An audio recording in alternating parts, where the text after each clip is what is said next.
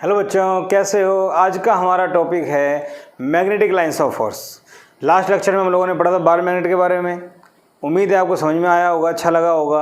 आज उसी में कंटिन्यूटी में आगे बढ़ते हैं। मैग्नेटिक लाइंस ऑफ फोर्स, एक बार मैग्नेट की वजह से मैग्नेटिक लाइंस ऑफ फोर्स कैसे आती हैं, क्यों। एक बार मैग्नेट में अट्रैक्टिव प्रॉपर्टी होती है, वो चीज़ों को अट्रैक्ट करता है। तो जैसे इलेक्ट्रिक लाइंस ऑफ फोर्स होती थी, वैसे ही मैग्नेटिक लाइंस ऑफ फोर्स होती है। जैसे इलेक्ट्रिक फिर अट्रैक्ट या रिपेल करता था चार्ज को, वैसे ही ये, तो इसकी भी लाइंस होती हैं। कैसे क्या सिमिलरिटी है, कैसे क्या होता है, वो देखते हैं। चलो स्टेप बाय स्टेप। सबसे पहली बात है मैग्नेटिक लाइंस ऑफ फोर्स होती क्या है। तो these are imaginary lines, straight और curved, straight or curved, tangent to which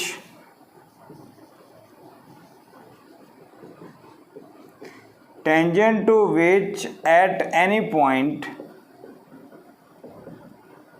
gives direction of magnetic field। मेरी बात समझ रहे हो। ये लाइन स्ट्रेट भी हो सकती है, ये लाइन कर्व्ड भी हो सकती है, ठीक है। किसी भी पॉइंट पे टेंजेंट डाला तो वो मैग्नेटिक फील्ड की डायरेक्शन देगा। तो यहाँ तो सब सेम है, तो मैं सबको B1 ही लिखूँगा। लेकिन यहाँ देखो, इस पॉइंट पे टेंजेंट डाला तो डायरेक्शन ये है, इस पॉइंट पे टेंजेंट डाला तो डायरेक्शन ये है, और इस पॉइंट पे डायरेक्शन ये आ गई।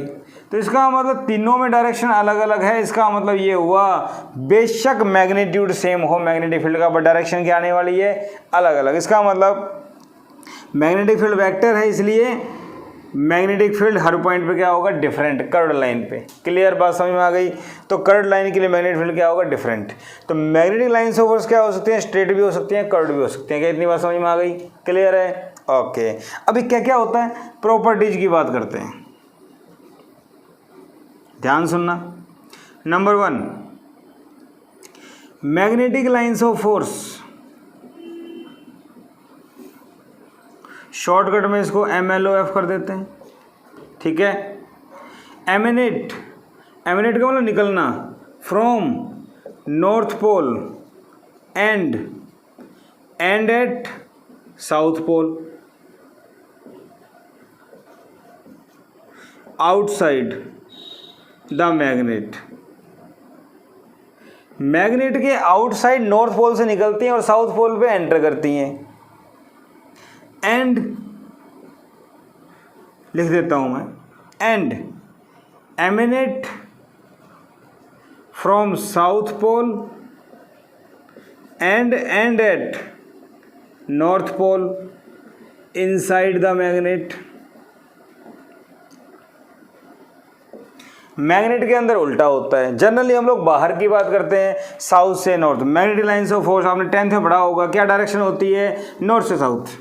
मैग्नेटिक लाइंस ऑफ फोर्स की क्या डायरेक्शन होती है, नॉर्थ से साउथ, लेकिन वो आउटसाइड द मैग्नेट है। क्या है बेटा, वो आउटसाइड द मैग्नेट। मान लो ये मैग्नेट है मेरे पास, ये नॉर्थ पोल, ये साउथ पोल, समझ गए। तो नॉर्थ पोल से साउथ पोल की तरफ एक लाइन मैंने ऐसे ड्रॉ की, समझ गए। और कुछ लाइन में ऐसे ड्रॉ कर रहा हूं, देखो।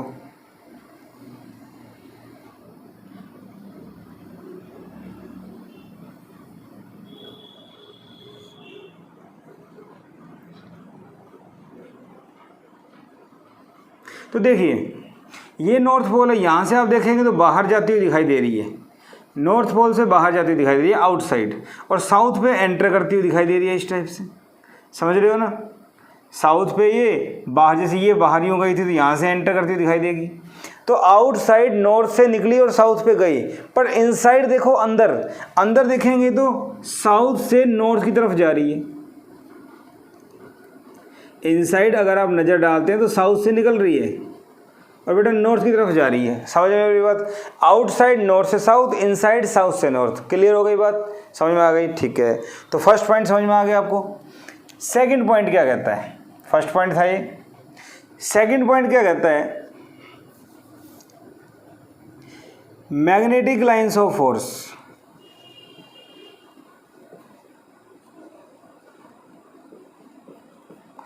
always form closed loop. ये हमेशा क्लोज लूप बनाते हैं। क्यों? बिकॉज मोनोपोल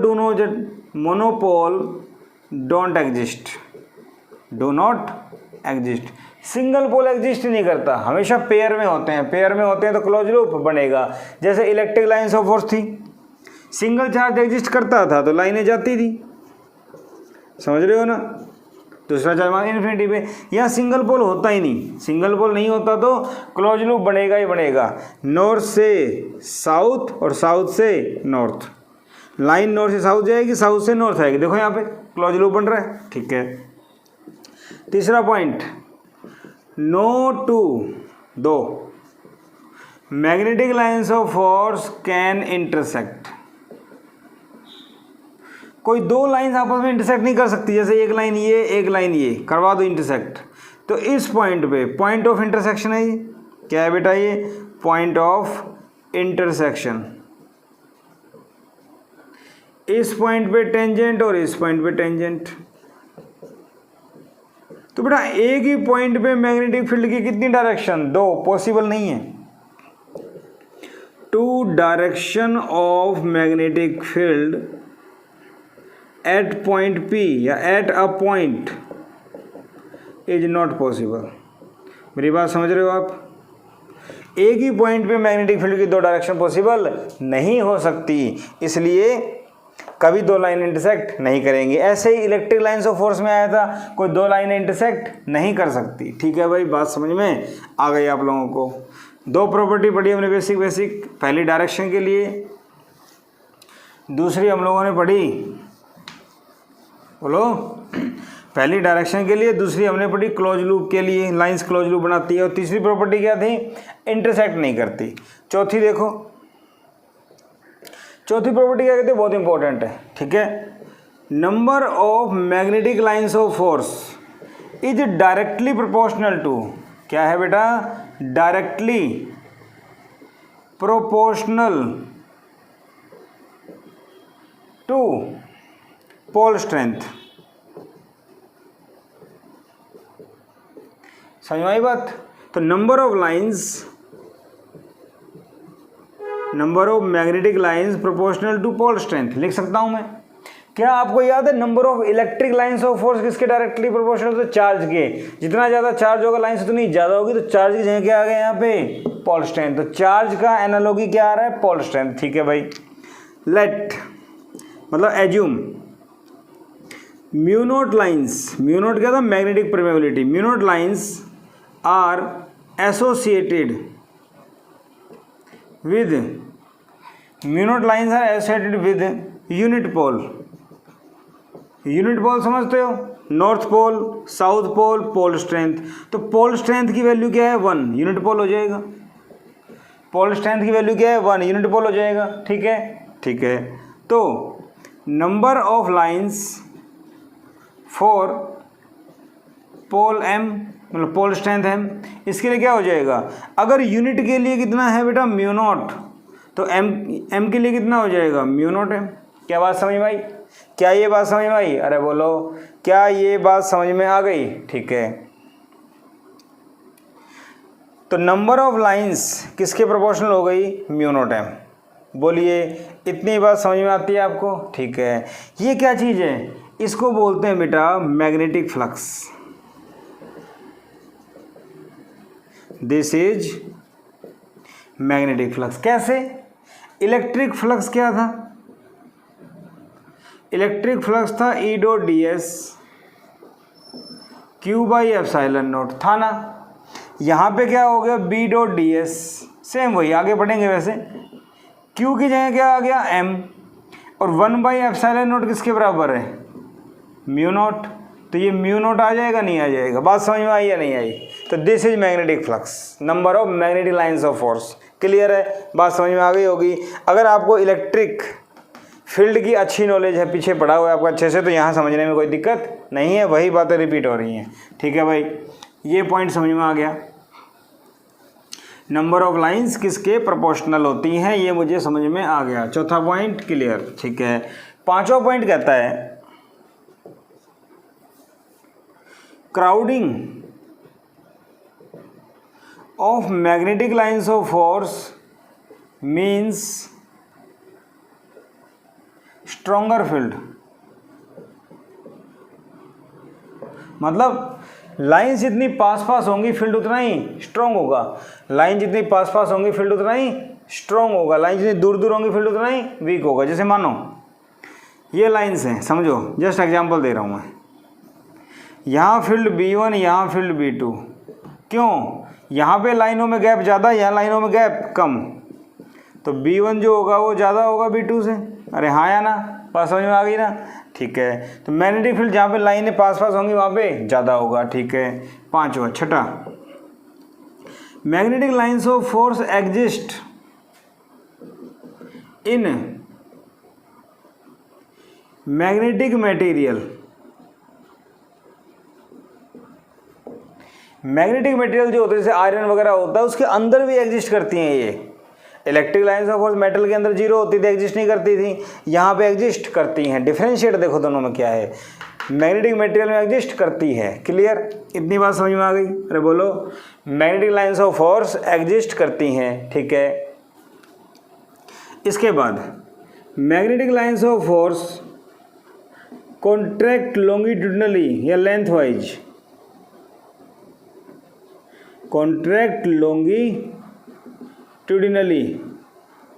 अलॉन्ग एक्सिस बोल सकते हो। मैग्नेटिक लाइन्स ऑफ फोर्स या divert laterally. Magnetic lines of force divert होती हैं लेटरली, एक दूसरे से दूर दूर जाती हैं। बात समझ में आ रही है? मैग्नेटिक लाइन्स ऑफ फोर्स एक दूसरे से दूर जाती हैं। क्लियर? इतनी बात समझ में आती है आप लोगों को? ठीक है, तो ये कुछ बेसिक प्रॉपर्टी थी हम लोगों ने पढ़ी। अब magnetic lines of force draw करके देखते हैं। Magnetic lines of force draw करते हैं, कैसी होती हैं। देखो बेटा, पीछे भी पढ़ी है हमने, अभी भी पढ़ी है, सब डिस्कस करेंगे स्टेप बाय स्टेप। पॉइंट्स कुछ और भी निकल के आएंगे। देखो, सबसे पहले आप देखिए, हम लोगों ने एक करंट लूप पढ़ा था ऐसे, याद आ रहा है? तो फील्ड कहाँ था? ऊपर। क्या मेरा मैग्नेटिक फील्ड ऐसे आया था?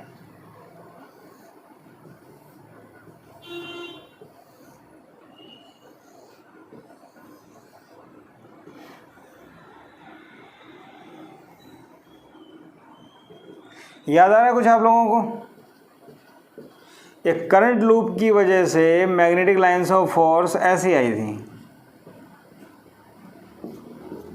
ठीक, अगर मैं यहाँ एक बार मैग्नेट लूँ, देखो समझो, वहाँ मैंने क्या कहा था, अगर ये ऐसे जा रहा है तो एंटी क्लॉकवाइज है, तो ऊपर नॉर्थ पोल, नीचे साउथ पोल। याद आ रहा है?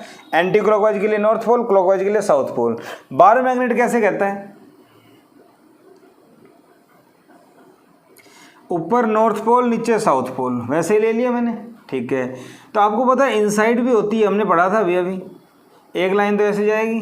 ठीक है, क्या लाइनें ऐसे जाएंगी?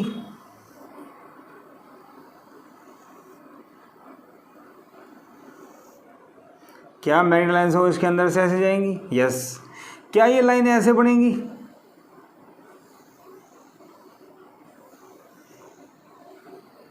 ठीक है, क्या ये लाइन यहाँ पे ऐसे बना सकता हूँ मैं? क्या मैं इसको ऐसे ले सकता हूँ और मैं इसको ऐसे ले सकता हूँ? यस।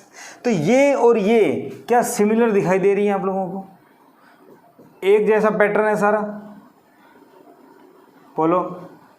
एक जैसा पैटर्न आप लोगों को दिखाई दे रहा है सारा, इसका मतलब वही बातें आ गई। करंट लूप और ये दोनों की magnetic lines of force same है, यहाँ थोड़ी ज़्यादा है, यहाँ थोड़ी कम है, इतना ही फर्क है, बाकी लाइन्स सेम है। क्लियर? बात समझ में आ रही है? तो सेम है, सिमिलरिटी समझ में आ रही है दोनों की। ठीक है, और याद हो, एक करंट कैरिंग वायर, हमने करंट कैरिंग वायर ली थी, करंट कैरिंग वायर। तो बेटा करंट कैरिंग वायर के लिए कैसे आई थी, याद हो तो?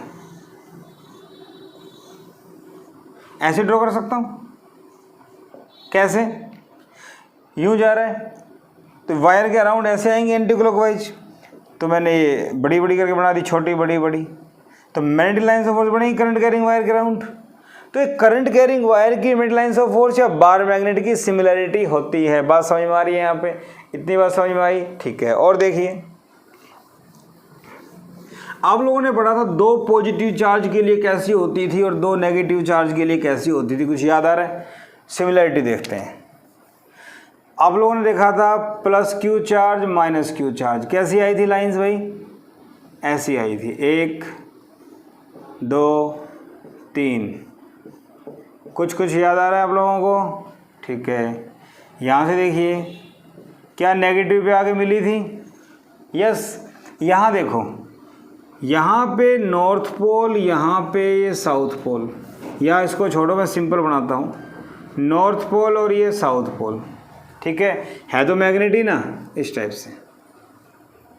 तो नॉर्थ पोल साउथ पोल पे लाइंस जाएंगी इस टाइप से।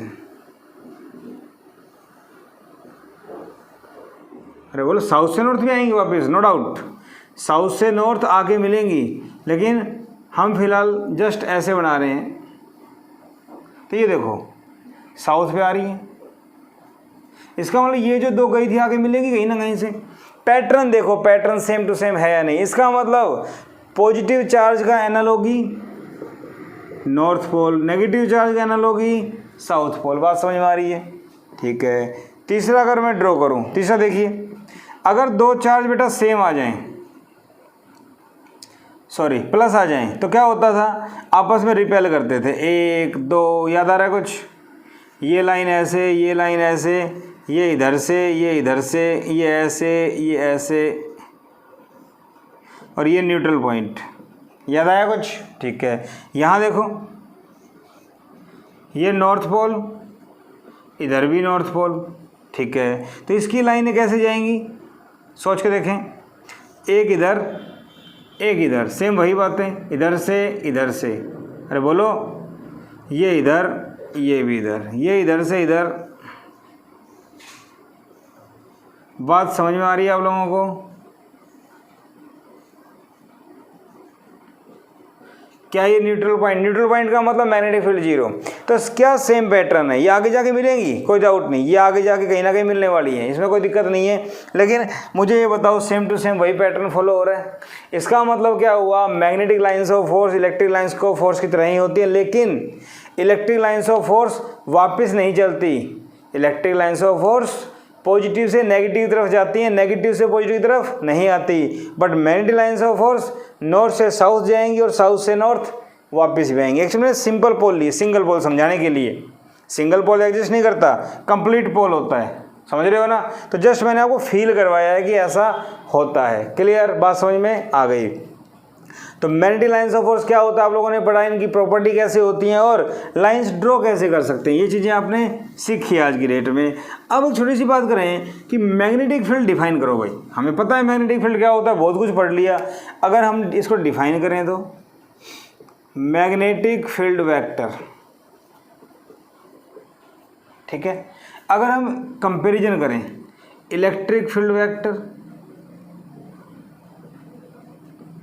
सोचो तो इलेक्ट्रिक फील्ड वेक्टर में क्या होता था बेटा, यहाँ एक चार्ज, ये कोई पॉइंट, यहाँ पे यूनिट चार्ज होता था, याद है 1 कूलम, छोड़ो यूनिट चार्ज। तो r डिस्टेंस पे कैसे डिफाइन करते थे, इसको डिफाइन कर सकते थे फोर्स पर यूनिट चार्ज, बिल्कुल शॉर्टकट में। तो इलेक्ट्रिक फील्ड क्या होता था, फोर्स पर यूनिट चार्ज या टेस्ट चार्ज, याद आ रहा है। अगर यहाँ पे चार्ज Q0 है तो बेटा फोर्स आएगा KQ/r², और फोर्स बाई Q0 कर देंगे तो क्या बन जाएगा, इलेक्ट्रिक फील्ड। बात समझ में आ रही है? तो F/Q0 क्या हो जाएगा हमारे पास, इलेक्ट्रिक फील्ड। यूनिट क्या होती थी, न्यूटन पर कूलम। क्लियर? वेक्टर है। इतनी बात समझ में आई। यहाँ अगर मैं बात करूँ तो मान लो मेरे पास पोल है M, सिंगल पोल मान लिया, क्योंकि इसका कोई ना कोई दूसरा पोल भी होगा। यहाँ से r डिस्टेंस में मैंने मान लिया पोल M0, समझ रहे हो। तो यहाँ फोर्स क्या होगा, यहाँ फोर्स होगा μ0/4π m/m0/r², हाँ या ना? ठीक है। तो बेटा मैग्नेटिक फील्ड क्या होगा, मैग्नेटिक फील्ड होगा F/m0। अरे चार्ज की जगह पे m0 आ जाएगा, ठीक है। तो μ0/4π m/r²। तो मैग्नेटिक फील्ड का फॉर्मूला क्या आ गया ये, अरे बोलो मैग्नेटिक फील्ड का फॉर्मूला क्या आ गया ये, तो बी क्या आ गया बेटा, म्यू नॉट एम अपॉन में 4 पाई आर स्क्वायर। क्या ये बात समझ में आई? कूलम्ब्स लॉ वाला पढ़ा था ना हमने, सेम वही बातें आ गई। ठीक है, अरे बोलो। और मैग्नेटिक फील्ड की यूनिट आपको पता है, ये टेस्ला होती है, ज़्यादा नहीं सोचना, इसके अंदर टेस्ला होती है। मैग्नेटिक फील्ड की यूनिट टेस्ला होती है और वेबर पर मीटर स्क्वायर भी होती है, याद रखना इसका। ठीक है, वेबर पर मीटर स्क्वायर। इतनी बात समझ में आई? अरे बोलो। ठीक है, अगर ये दोनों लाइक पोल हैं तो ये आपस में रिपेल करेंगे।